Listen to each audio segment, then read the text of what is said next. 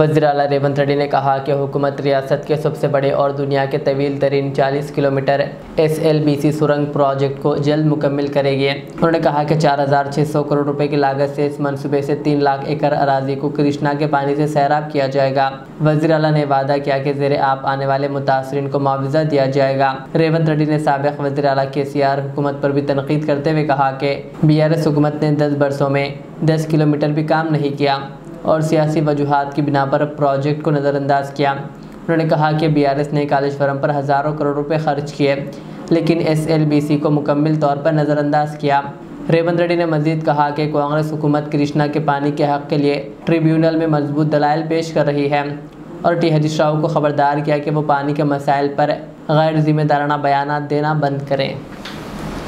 ఆనాడు నిజంగానే చంద్రశేఖరరావు గారు బీఆర్ఎస్ ప్రభుత్వం చిత్తశుద్ధితో పనిచేసి సంవత్సరానికి 1 కిలోమీటర్ కూడా ఈ టన్నెల్ పూర్తి చేసి ఉంటే ఎప్పుడో ఈ ప్రాజెక్టే పూర్తి అయిపోయి నల్గొండ జిల్లాకు ఫ్లోరైడే కాకుండా సాగునీరు తాగునీరు అన్ని సమస్యలు పరిష్కారం అయి ఉండేవి. కానీ రాజకీయ దురుద్దేశంతో ఈ ప్రాజెక్టు పూర్తి చేస్తే కాంగ్రెస్ పార్టీకి పేరు వస్తుంది, నాకు పేరు రాకపోను కమిషన్లు కూడా రావడం లేదు అని చెప్పి హరీష్ రావు గారు చంద్రశేఖరరావు గారు ఈ ప్రాజెక్టును పూర్తిగా పక్కన పడేసింది. దాంతో తీరని అన్యాయం జరిగింది. ఈ లోపల 11,000 క్యూసెక్ల నీళ్లు తరలించకపోయే పోతిరెడ్డిపాడును 44,000 క్యూసెక్లకు పెంచుకోవడం జరిగింది. ఆ ప్రాజెక్టు పూర్తి అయిపోయింది. 44,000 క్యూసెక్ల పోతిరెడ్డిపాడును మళ్ళీ 80,000 క్యూసెక్లకు పెంచుకోవడానికి జగన్మోహన్ రెడ్డి గారు వచ్చి ఆ పనులు కూడా దాదాపుగా పూర్తి చేసుకునే ప్రయత్నం చేస్తున్నాడు. ఇవాళ గ్రావిటీ ద్వారా 4,000 క్యూసెక్ల నీళ్లను మనం నల్గొండకు తీసుకెళ్లాలి అనే ప్రయత్నం చేస్తే చంద్రశేఖరరావు గారి యొక్క కుత్సితమైన ఆలోచనలతోటి వక్ర బుద్ధితోటి ఈ ప్రాజెక్టును పడుకోబెట్టిండ్రు. మా ప్రభుత్వం వచ్చిన తర్వాత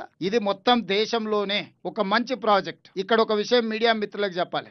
ప్రపంచంలో ఎక్కడ కూడా 42 కిలోమీటర్ల టన్నెల్ ప్రాజెక్టు ప్రపంచంలోనే లేదు. ఈ ప్రాజెక్టు పూర్తి చేస్తే ప్రపంచంలోనే అతి పొడవైన టన్నెల్ అనేది మనకే కీర్తి దక్కడమే కాకుండా అనా పైసా ఖర్చు లేకుండా నీళ్లు అవలీలగా నల్గొండ జిల్లాకు 30 TMCలు 3 లక్షల ఎకరాలకు నీళ్లు తీసుకుపోవడానికి 1 రూపాయి ఖర్చు లేకుండా గ్రావిటీ తోటి ఈ రోజు అదే భూమికి నీళ్లు ఇవ్వాలంటే AMRP లిఫ్టులతో వాడితే సంవత్సరానికి 500 కోట్ల రూపాయలు ఈ రోజు విద్యుత్ ఖర్చులు అవుతున్నాయి. ఈ 10 ఏళ్లలో 5,000 కోట్ల రూపాయలు విద్యుత్ ఖర్చు పెట్టిన కానీ 2,000 కోట్ల రూపాయలు ఖర్చు పెడితే ప్రాజెక్టు పూర్తయి ఉండేది. ఈ రోజు కూడా పెరిగిన అంచనాలు 20 ఏళ్ల తర్వాత లెక్కేస్తే కూడా 4,600 కోట్ల రూపాయలతోని ప్రాజెక్టు పూర్తవుతుంది.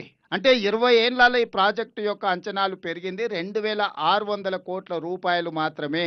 ఆనాడు 2,000 కోట్లతో టెండర్ పిలిస్తే ఈనాడు ఈ రోజున్న అంచనాల ప్రకారం 4,600 కోట్ల రూపాయలు. అంటే కేవలం 2,600 కోట్ల రూపాయల అంచనాలు పెరిగితే 30 TMCలు 3 లక్షల ఎకరాలకు మనము గ్రావిటీ ద్వారా నీళ్ళు ఇచ్చుకున్న ప్రాజెక్టును దుర్మార్గమైన ఆలోచనతో రాజకీయపరమైన ద్వేషంతో నల్గొండ జిల్లాకు మహబూబ్నగర్ జిల్లాకు చంద్రశేఖరరావు గారు తీరని అన్యాయం చేసిండు.